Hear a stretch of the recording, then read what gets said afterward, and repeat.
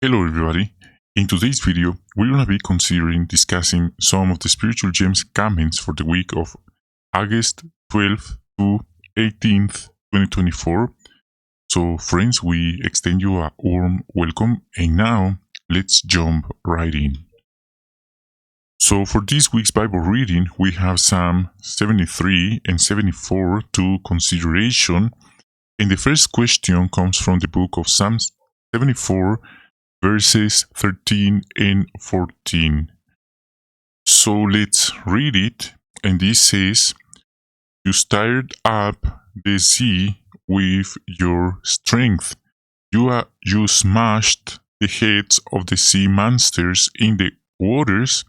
You crushed the heads of Leviathan. You gave it as food to the people, to those inhabiting the deserts." The question says, to what does the Leviathan evidently refer? So according to the context describes God's record of salvation for his people, and verses 13 and 14 refer symbolically to his deliverance of Israel from Egypt. Here the term sea monsters is used as a parallel expression to Leviathan, and the crushing of the heads of Leviathan may well refer to the crushing defeat administered to Pharaoh and his army at the time of the Exodus.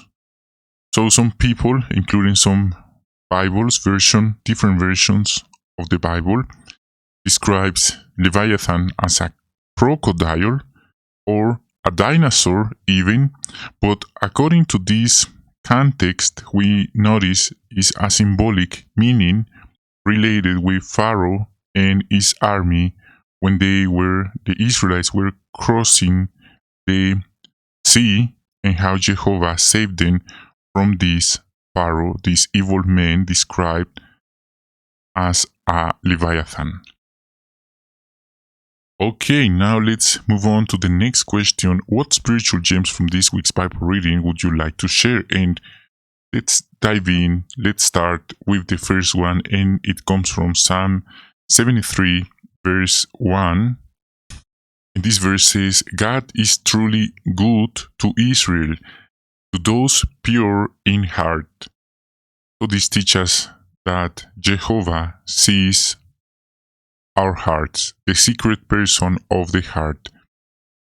Each and every one of us around the earth is observing our hearts, and he helps us purify our hearts, as the Bible says in James 4:8. Okay, now let's move on to the next one, 73 verse 2. And it says, "As for me, my feet had almost strayed, my steps had nearly slipped."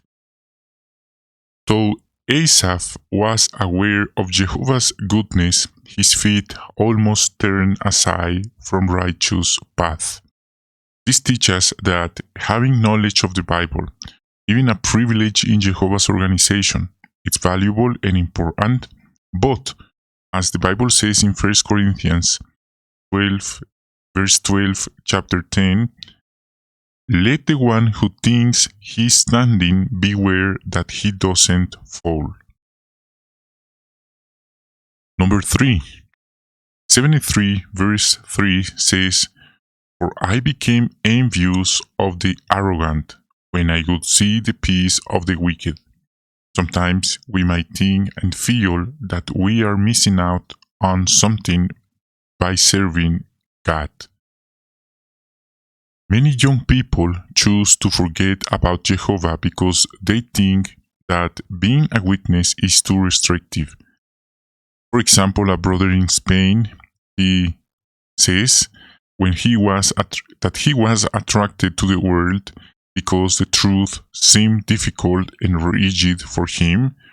It meant sitting, studying, going to meetings, putting on a tie, and those were not things I enjoyed doing.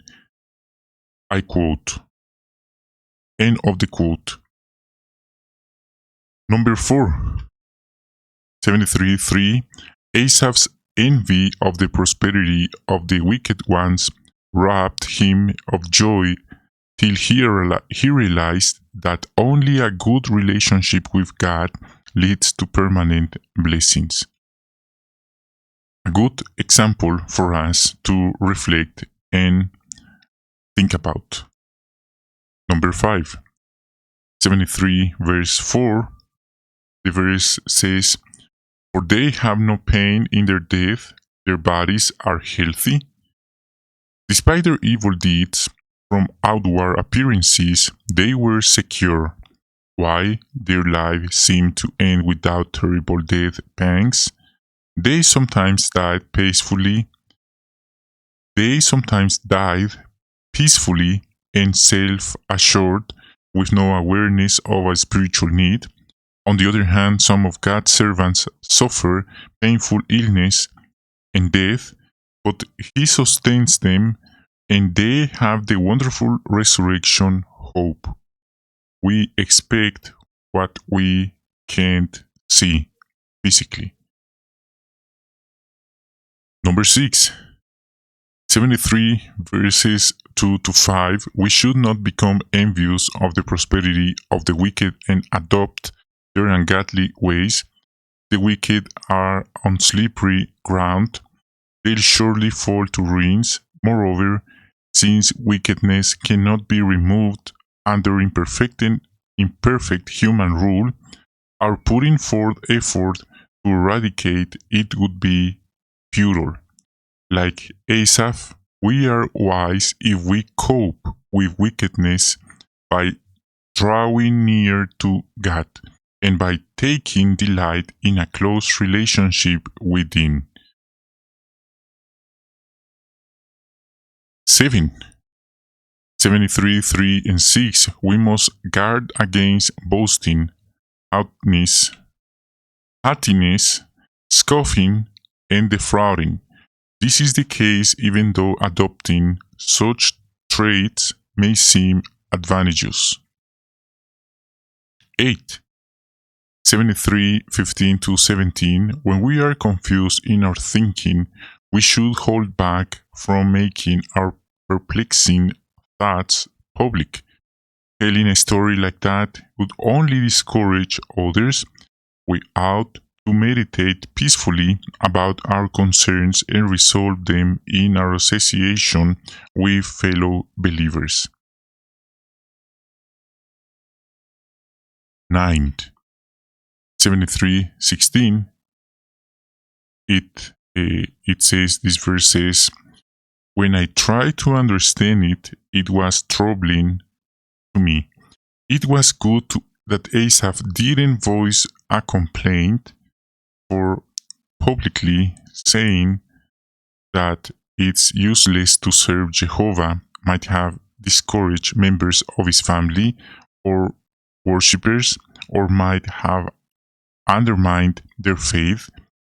How much better to remain silent and do what Asaph did. 10. 73:24. The verse says, "You guide me with your advice."